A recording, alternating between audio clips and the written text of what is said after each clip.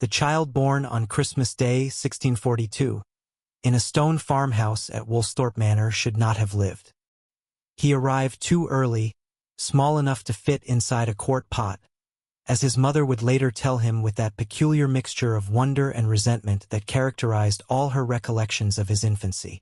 Hannah Ayscough Newton held this impossibly tiny creature and felt not the rush of maternal love but the cold certainty of grief deferred.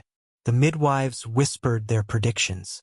He would not see morning, but the infant survived the night, and the next, as if even then, at the very threshold of existence, he possessed some quality of stubborn persistence, some refusal to obey the expectations of nature. His father, also Isaac Newton, never knew him. The elder Newton had died 3 months before his son's premature entry into the world, leaving behind a modest estate, confusion about inheritance, and this struggling scrap of humanity who bore his name.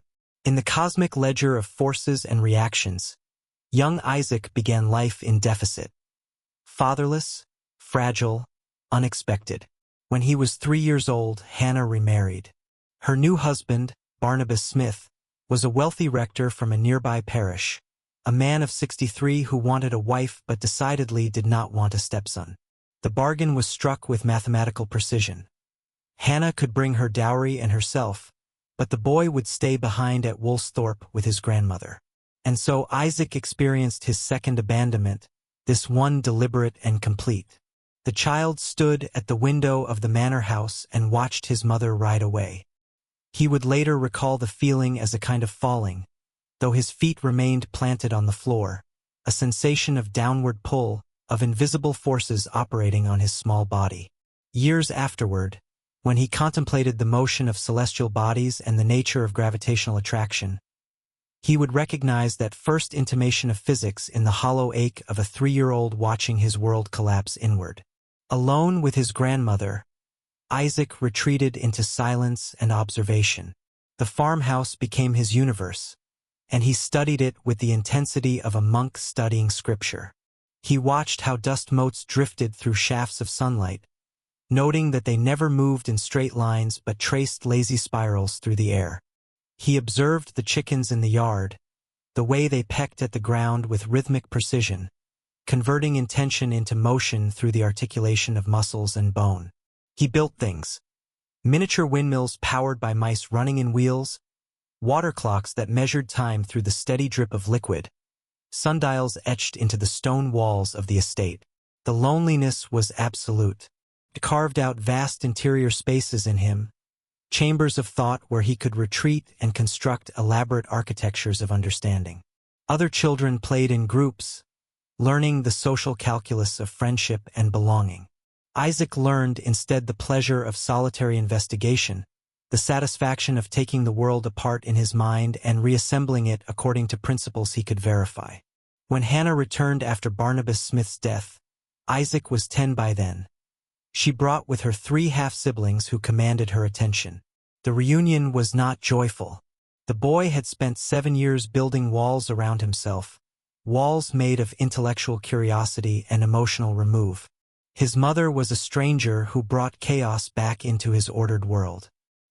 He would confess in his private notebook years later to having threatened my father and Mother Smith to burn them and the house over them. The violence of the thought shocked him even in retrospect, but it revealed the furnace of rage that burned beneath his cold exterior. At 12, Isaac was sent to the King's School in Grantham, where he lodged with the apothecary William Clark. Here, surrounded by other boys, his strangeness became more apparent. He had no gift for games or rough play. His body was slight, his demeanor withdrawn, but he could draw with uncanny precision, and he filled notebooks with sketches of animals, buildings, ships. He built a wheeled cart that he could pedal himself, anticipating by centuries the principle of self-propelled vehicles. The other students mocked him as a dreamer, but the apothecary's stepdaughter, Catherine Storer, found him fascinating. She would be the closest Isaac Newton ever came to romantic love, a brief, awkward adolescent connection that he could never quite translate into anything more substantial.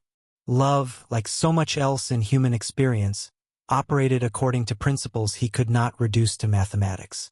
Forces of attraction governed the planets, but what force drew one soul toward another? He could not quantify it, and what he could not quantify he eventually abandoned. At 17, Hannah summoned him home to manage the farm. It was a disaster. Isaac had no interest in agriculture, no patience for livestock or crop rotation. He spent his time reading beneath trees while sheep wandered into neighboring fields. He built water wheels when he should have been plowing. His mother's frustration grew until finally, mercifully, his uncle William Aisco intervened. The boy must go to university, he insisted. Cambridge would take him. In June 1661, Isaac Newton arrived at Trinity College, Cambridge, as a subsizar, a student of limited means who paid his way by performing menial tasks for wealthier classmates. He cleaned their boots, waited their tables, emptied their chamber pots. The humiliation was profound, but it taught him something about the mechanics of power, how it flowed through social hierarchies, how it could be accumulated and deployed. He endured because he understood that knowledge itself was a form of power, and Cambridge offered knowledge. The university curriculum was medieval in its structure, dominated by Aristotelian philosophy and scholastic theology. Students were expected to memorize ancient authorities and reproduce their arguments. But Isaac had already developed his own methodology. Observe, measure, calculate, prove. The official curriculum bored him. Instead, he discovered Descartes' geometry, Kepler's astronomy, Galileo's mechanics. He found his way to the work of contemporary natural philosophers who were asking new questions about motion, matter, and force. In his private notebooks, the famous questions Quidem Philosophicae, or certain philosophical questions, he began to work through problems on his own terms. The notebook's motto declared his independence. Amicus Plato, amicus Aristoteles, magis amica veritas. Plato is my friend, Aristotle is my friend, but my greatest friend is truth. Truth, as he understood it, resided in mathematical relationships. The universe operated according to quantifiable laws. Every motion had a cause. Every force produced an effect. The challenge was to describe these relationships with precision, to find the equations that governed falling apples and orbiting moons. Then came the plague. In the summer of 1665, bubonic plague swept through England. London suffered worst, losing perhaps a quarter of its population in a year. Cambridge closed its gates, and students were sent home until the contagion passed. Isaac returned to Woolsthorpe Manor, to the same stone house where he had been born, where he had endured those lonely childhood years. He was 22 years old. The enforced isolation, 18 months away from Cambridge, became the most productive period of his life. In the quiet of the Lincolnshire countryside, with nothing but time and thought, he laid the foundations for 3 revolutions in human understanding. He began with light. In his room at Woolsthorpe, he procured a glass prism and arranged for sunlight to pass through a small hole in his window shutter. The narrow beam struck the prism and exploded into a spectrum of colors that painted themselves across the opposite wall. Red, orange, yellow, green, blue, indigo, violet. Aristotle had taught that white light was pure and simple, that colors emerged from the modification of whiteness by darkness. But Newton's prism revealed the opposite truth. White light was composite, a mixture of all colors, and the prism merely separated what was already present. He refined the experiment. He allowed the dispersed light to pass through a second prism, watching the colors recombine into white. He isolated individual colors and passed them through additional prisms, discovering that pure red remained red, pure blue stayed blue. The colors were fundamental, irreducible. Light, he concluded, consisted of corpuscles, tiny particles traveling at immense speed, each color corresponding to particles of different size or force. The mathematics of refraction fascinated him. When light passed from one medium to another, from air to glass, from glass to air, it bent according to predictable rules.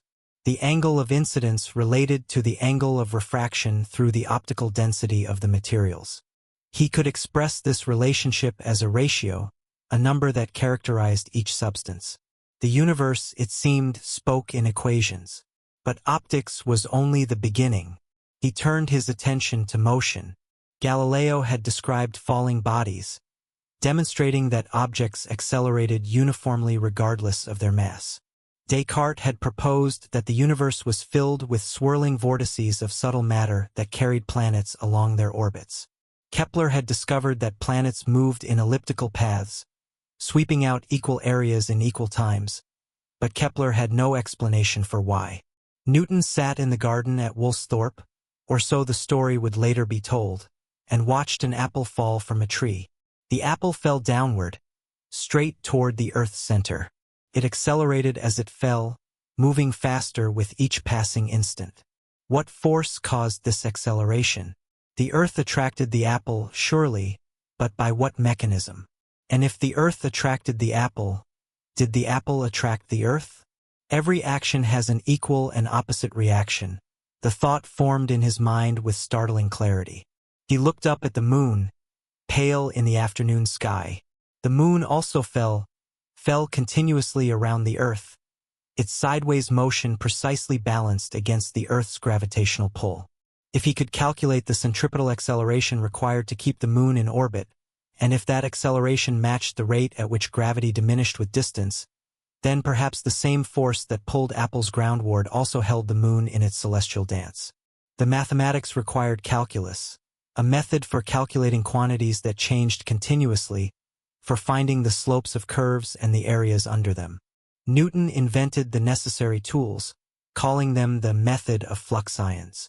Where algebra dealt with fixed quantities, calculus dealt with flows with rates of change. A velocity was the flux ion of distance. An acceleration was the flux ion of velocity. Everything could be expressed as differential relationships, quantities defined by their rates of change. He worked in solitude, filling page after page with symbols and diagrams. Force equals mass times acceleration.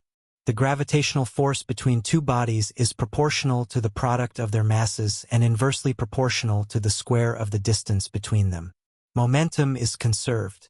Energy is conserved. The laws of motion apply equally to earthly projectiles and heavenly bodies. The plague years ended. Cambridge reopened. Newton returned, carrying with him insights that would reshape human understanding of the cosmos. But he shared them with almost no one. This was his pattern: discover, verify, and then hide. He had no interest in priority disputes or public acclaim. The work itself satisfied him, the moment of understanding when an equation revealed its inner structure, when a proof clicked into place with the inevitability of a key turning in a lock. Publication meant criticism, debate, the messy business of defending ideas against lesser minds. He preferred silence. In 1669, at the age of 26, he was appointed Lucasian Professor of Mathematics at Cambridge, a position that required few duties and provided ample time for research.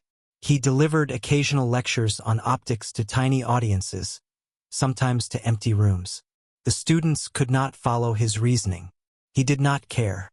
His work on light and color eventually forced him into the public sphere. In 1672, he presented to the Royal Society of London his theory that white light was a mixture of different colored rays. The response was immediate and hostile.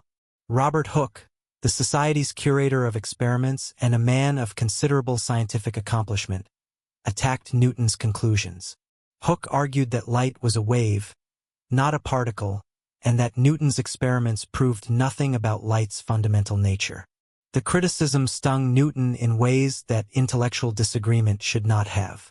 He took Hooke's objections as personal attacks, as attempts to diminish him. In his letters responding to Hooke, we can see the defensive fury, the barely controlled rage of a man who cannot tolerate being questioned. "I was so persecuted with discussions arising out of my theory of light," he would later write, "that I blamed my own imprudence for parting with so substantial a blessing as my quiet to run after a shadow." He retreated. For years he withdrew from scientific correspondence, refusing to publish further work, nursing his resentment in private. The pattern would repeat throughout his life. Discover something profound, share it reluctantly, respond to criticism with paranoid intensity, withdraw into isolation. During these years of self-imposed exile from the Royal Society, Newton pursued alchemy. In the basement of his rooms at Trinity College, he maintained a furnace that burned continuously, night and day. He studied obscure texts filled with mystical symbolism, descriptions of the green lion devouring the sun, the marriage of metallic principles, the philosopher's stone that could transmute base metals into gold. His notebooks from this period are thick with alchemical recipes and diagrams, experiments in heating and combining substances, observations about color changes and crystalline structures. To modern eyes, this seems like madness, the great rationalist wasting time on medieval superstition. But for Newton, alchemy and physics were not separate enterprises. Both sought to understand the hidden forces governing matter. The alchemists believed that metals possessed active principles, that substances could be perfected through carefully controlled transformations. Newton believed the universe was shot through with forces, gravity, magnetism, electrical attraction, chemical affinity. Perhaps, he thought, there were deeper principles still, forces that operated at the smallest scales, organizing the fundamental particles of matter. He never found the philosopher's stone, but the alchemical work taught him to think about attraction and repulsion, about how particles might stick together or fly apart, about the forces that held matter in stable configurations. These insights would inform his later work on universal gravitation. By the 1680s, Newton could no longer maintain his isolation. The astronomical community faced a problem it could not solve. Everyone knew that planets moved in elliptical orbits, but no one could derive those ellipses from first principles. What mathematical law would produce Kepler's observations? What force, operating from the sun, would make planets trace those particular paths through space? In 1684, Edmund Halley visited Cambridge with a question. What curve would a planet describe if attracted to the sun by a force inversely proportional to the square of the distance? Newton answered immediately, an ellipse. He had solved the problem years earlier but had not bothered to publish. Halley was astounded. He begged Newton to write up his findings, to give the world what it desperately needed. For once, Newton agreed. What followed was an 18-month period of almost superhuman concentration. He stopped attending to his professorial duties, barely ate, slept only fitly. He covered page after page with mathematical demonstrations, geometric proofs, calculations of planetary orbits. He was composing the Philosophiae Naturalis Principia Mathematica, the mathematical principles of natural philosophy, a work that would stand as one of the supreme achievements of human thought. The Principia appeared in 3 books. The first established the mathematics of motion, the 3 laws that govern all mechanical interactions. An object in motion remains in motion unless acted upon by an external force. This was the principle of inertia. The change in motion is proportional to the force applied and occurs in the direction of that force. This connected force to acceleration through the concept of mass. For every action there is an equal and opposite reaction. This ensured conservation of momentum in all interactions. These 3 laws, stated with such elegant simplicity, contained the entire science of mechanics. From them, everything else followed. The motion of projectiles, the oscillation of pendulums, the collision of bodies, the flow of fluids, all could be analyzed using Newton's framework. The second book dealt with motion through resisting media. Newton calculated how objects moved through air and water, how resistance increased with velocity, how bodies of different shapes experienced different drag forces. Much of this work aimed to demolish Descartes' vortex theory of planetary motion. If space were filled with swirling matter, Newton showed, the planets would have been swept into the sun long ago. The third book, The System of the World, applied the mathematical machinery to the heavens. Here Newton demonstrated that the same inverse square law of gravity that explained falling apples also explained lunar motion, planetary orbits, the tides, the precession of the equinoxes, the paths of comets. The moon falls toward Earth at a rate determined by its distance, constantly pulled from a straight-line path into orbital motion. The Earth and other planets fall toward the sun. The sun itself moves slightly, tugged by the gravitational attractions of its satellites. Everything pulls on everything else, and the cumulative effect of all these forces determines the cosmic dance. Perhaps most radical was Newton's insistence that gravity operated through empty space, without any material medium to carry the force. Bodies attracted each other across the void, instantly at any distance. How this could happen, Newton freely admitted he did not know. "I frame no hypotheses," he declared. It was enough to describe the mathematical law, to show that it predicted observed phenomena with perfect accuracy. The mechanism could wait. The Principia was published in 1687, financed personally by Halley when the Royal Society ran short of funds. The initial response was muted. The work was simply too difficult for most readers to follow. But among those capable of understanding its arguments, the reaction approached religious awe. Newton had done what Aristotle, Ptolemy, Copernicus, Galileo, and Kepler had collectively failed to do. He had provided a complete mathematical description of the physical universe. Yet even this triumph brought conflict. Robert Hooke, still smarting from earlier disputes, claimed that he had suggested the inverse square law to Newton years before. Newton's response was characteristically venomous. He threatened to suppress the third book of the Principia entirely rather than share credit with Hooke. Halley had to mediate, gently persuading Newton to complete the work. In the end, Newton included no acknowledgement of Hooke whatsoever. When Hooke died in 1703, Newton allegedly had Hooke's portrait removed from the Royal Society, ensuring that no image of his old rival survived. The priority dispute with Gottfried Wilhelm Leibniz proved even uglier. Leibniz, working independently in Germany, had developed his own version of calculus. He called it the differential and integral calculus, and published it in the 1680s. His notation was different from Newton's, more elegant in some respects, and it quickly gained adherents on the continent. Newton had invented calculus first, during the plague years of the 1660s, but he had not published. Now Leibniz and his followers were receiving credit for discoveries that Newton believed were rightfully his. The dispute escalated over decades. Newton accused Leibniz of plagiarism. Leibniz defended his independence. Supporters on both sides joined the fray, turning a question of mathematical priority into a matter of national pride. English natural philosophy versus continental rationalism. In 1712, the Royal Society, by then under Newton's presidency, appointed a committee to investigate the matter. The committee's report, written largely by Newton himself though published anonymously, concluded that Leibniz had stolen the calculus from Newton. It was a masterpiece of academic backstabbing, and it poisoned mathematical relations between England and the continent for a generation. The irony is that both men had genuinely invented calculus independently. Both had grasped the fundamental insight that differentiation and integration were inverse operations, that the geometry of curves could be analyzed through infinitesimal calculations. But Newton could not tolerate shared credit.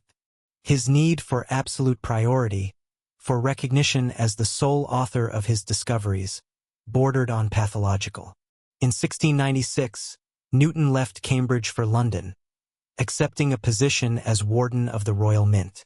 The move surprised many who knew him. Why would the greatest natural philosopher of the age abandon research for the administration of coinage?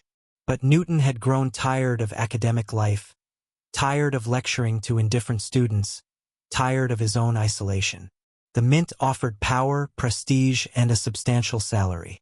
More importantly, it offered distance from the disputes that had plagued his scientific career. He approached his duties with characteristic intensity.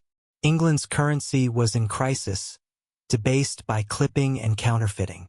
Newton set about prosecuting counterfeiters with ruthless efficiency, personally interrogating suspects, gathering evidence, sending men to the gallows. He redesigned the coinage, organized the Great Recoinage of 1696, and stabilized the currency. It was another kind of problem-solving, another demonstration of his ability to impose mathematical order on chaotic systems. In 1703, he was elected president of the Royal Society, a position he would hold until his death. From this institutional platform, he shaped British science, promoting work he approved and suppressing challenges to his authority. When young John Flamsteed, the astronomer royal, delayed providing observational data that Newton wanted for his lunar theory, Newton used his power to seize Flamsteed's observations and publish them without permission. In 1704, Newton finally published his Optics, a comprehensive treatment of light, color, and vision. Written in English rather than Latin, more accessible than the Principia, the Optics became enormously influential. It demonstrated experimentally that white light was composite, that colors could not be further divided, that refraction depended on the optical density of materials. The book concluded with a series of queries, speculative questions about the nature of light, matter, and force that would guide research for decades. In the queries, Newton moved beyond cautious empiricism toward broader theoretical speculation. Perhaps, he suggested, light consisted of corpuscles that exerted forces on each other. Perhaps all matter was composed of hard, indestructible atoms separated by empty space. Perhaps forces of attraction and repulsion operated at every scale, from the gravitational pull between planets to the chemical affinity between particles. Perhaps God had designed the universe as a perfect clockwork mechanism, and the task of natural philosophy was to discover the mathematical laws that governed its operation. By the early 1700s, Newton was no longer merely a scientist but a cultural icon. Voltaire and other continental philosophes lionized him as the exemplar of Enlightenment reason, the man who had demonstrated that nature obeyed rational, discoverable laws. Alexander Pope composed a famous epitaph. Nature and nature's laws lay hid in night. God said, "Let Newton be," and all was light. The adulation pleased Newton, but it did not soften him. In his old age, he remained prickly, defensive, quick to perceive slights and conspiracies. He continued to revise the Principia, producing second and third editions that incorporated new calculations and responded to critics. He wrote extensively on theology and biblical chronology, attempting to reconcile scripture with history, to calculate the date of creation and the timeline of ancient empires. His theological views were heterodox, even heretical. He rejected the doctrine of the Trinity, believing it a corruption introduced into Christianity by Athanasius. The nature of God, as Newton understood it, was singular and transcendent. God had created the universe and endowed it with laws, but those laws operated with mechanical regularity. Miracles were not violations of natural law but evidence of deeper laws not yet understood. To the end, Newton insisted on the absolute nature of space and time. Space was God's sensorium, the infinite stage on which all motion occurred. Time flowed uniformly, ticking forward at a constant rate independent of any material process. These were metaphysical commitments as much as scientific ones, and they would be challenged, though Newton could not know it, by a patent clerk in Bern who would show that space and time themselves were relative, woven together into a four-dimensional fabric that curved under the influence of mass and energy. But in Newton's universe, space was flat and time was universal. Objects moved through three-dimensional Euclidean space according to the laws of motion. Gravity diminished with distance but acted instantaneously across any gulf. The solar system was a vast orrery, planets and moons tracing their orbits with clockwork precision, their positions calculable centuries into the future or past. In March 1727, Newton's health began to fail. Kidney stones, which had troubled him for years, became unbearable. He moved his lodgings from the Mint to a house in Kensington, seeking quieter surroundings. The pain intensified. On March 20th, at the age of 84, Isaac Newton died. His funeral was an affair of state. He lay in state in Westminster Abbey, where he would be buried near kings and poets. Voltaire, present in London, observed the ceremony with amazement. "I have seen a professor of mathematics," he wrote, "simply because he was great in his vocation, buried like a king who had done good to his subjects." The monument erected over Newton's tomb shows him reclining, gesturing toward a scroll covered with mathematical diagrams. Cherubs display symbols of his achievements: a prism, a telescope, a coinage die. The inscription reads, Let mortals rejoice that there has existed such and so great an ornament of the human race. But perhaps the greatest monument was invisible, written not in marble but in the language of the universe itself. After Newton, the world could no longer be understood as a collection of separate phenomena requiring separate explanations. The cosmos was unified, governed by universal laws expressed in mathematical form. The same force that pulled an apple earthward kept the moon in orbit and the planets circling the sun. The acceleration of a falling stone and the acceleration of the lunar orbit were manifestations of a single principle. Newton had given humanity a new way of knowing. Observation and experiment revealed phenomena, but mathematics revealed law. The universe spoke in equations, and those who learned the language could read the mind of God, or at least the principles by which God operated. His laws of motion still govern. Every spacecraft trajectory, every bridge calculation, every prediction of planetary position depends on F equals ma, on the inverse square law of gravity, on the conservation of momentum. When engineers design rockets or calculate orbital insertions, they use Newton's equations. When physicists model collisions or analyze forces, they begin with Newton's framework. The laws have been refined, extended, shown to be approximations that fail at extreme velocities or in strong gravitational fields. But within their domain, the domain of everyday experience of terrestrial mechanics and celestial motions, they remain perfectly accurate. In the end, perhaps the deepest truth about Newton is this: he believed the universe was comprehensible. Beneath the apparent chaos of phenomena lay mathematical order, and human reason could discover that order. This faith, part scientific, part theological, part philosophical, sustained him through decades of solitary work. He trusted that nature was lawful, that God was rational, that patient observation and rigorous calculation would yield understanding. He was difficult, suspicious, prone to feuds and paranoia. He could be petty and vindictive.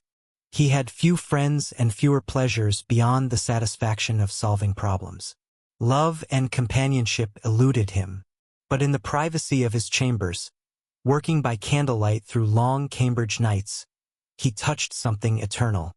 He found the equations that governed falling bodies and orbiting moons, the mathematics of change and flow, the deep structure underlying motion.